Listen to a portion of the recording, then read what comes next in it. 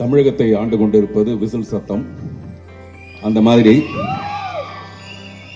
இந்த நிகழ்ச்சி கிட்டத்தட்ட 3 மணி நேரம் ஆகப்போது. இவ்வளவு வெற்றிகரமா நடந்துட்டு இருக்கணும்னா அதுக்கு முக்கியமான காரணம் உங்களுடைய விசில் சத்தத்தோட கூடிய அந்த என்கரேஜ்மெண்ட். ஒவ்வொரு மனுஷனும், நான் விசில் சத்தம் சொன்னது கரெக்ட், பட் நான் பேசும்போது விசில் அடிக்காதீங்க. கேப்ல அடிச்சீங்கன்னா அது பாராட்டு மாதிரி இருக்கும். ஓகே, என்ன பிரச்சனை உங்களுக்கு? கொஞ்ச நேரம் சைலண்டா இருங்க.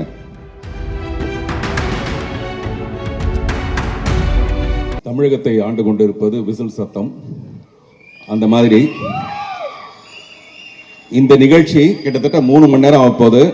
இவ்வளவு வெற்றிகரமா நடந்துட்டு இருக்கணும்னா அதுக்கு முக்கியமான காரணம் உங்களுடைய விசில் சத்தத்தோட கூடிய அந்த என்கரேஜ்மெண்ட். அதனால இந்த ட்ரைலரை நீங்க பார்க்கும்போது உங்களுடைய ரியாக்ஷனை நான் கவனிச்சேன். அப்படி ஒரு பிரமாதமான ஒரு எக்ஸ்பிரஷன், ஒரு விசில் உங்ககிட்ட இருந்தது. அதுதான் இந்த படத்தோட வெற்றியை ஊர்ஜிதப்படுத்த போற ஒரு விஷயம்.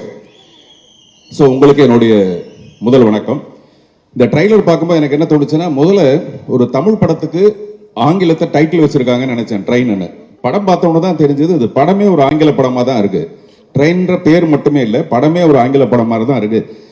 ஹேராம் படத்தை பார்த்துட்டு ராதிகா போய் கமல் சார்ட்ட கேட்டாங்களாம், இந்த படத்தோட தமிழ் ரைட்ஸ் என்ன கொடுப்பீங்களான்ட்டு.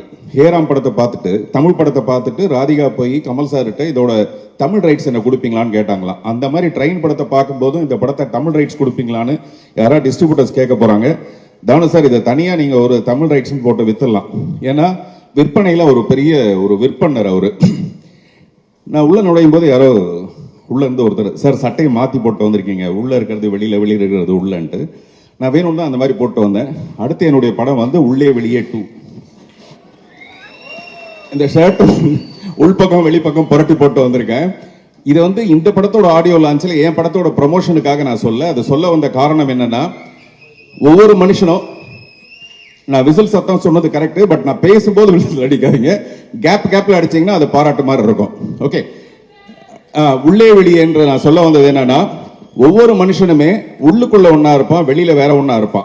உள்ளுக்குள்ள ரொம்ப புனிதனா இருப்பான், வெளியில வந்ததுக்கு அப்புறம் பார்த்தா வேற ஒரு கடவுள் பாதி மிருகம் பாதி அப்படிதான் இருப்பான்.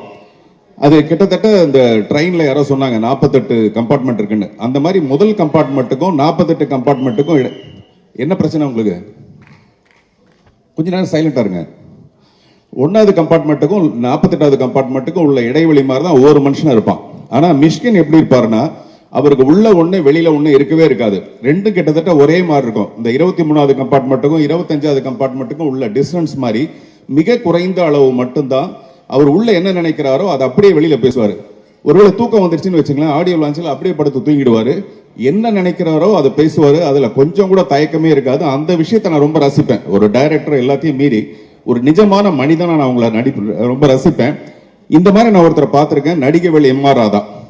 எம்.ஆர். ராதா மட்டும்தான் ஒரு மிக சிறந்த ஒரு நடிகராக இருந்தா கூட மிக சிறந்த உண்மை பேசுற ஒருத்தர். அவரை மாதிரி இவர் இன்னும் துப்பாக்கி எடுத்து சுடலையே தவிர கிட்டத்தட்ட 2 பேரும் ஒரே மாதிரியான ஒரு கேரக்டர். அதை நான் ரொம்ப ரசிப்பேன் உங்ககிட்ட. பிளே ஸ்டோர் மற்றும் ஆப் ஸ்டோரில் இருந்து பாலிமர் செயலியை QR கோடு மூலம் பதிவிறக்கம் செய்யுங்கள். செய்திகளை உடனுக்குடன் பெறுங்கள்.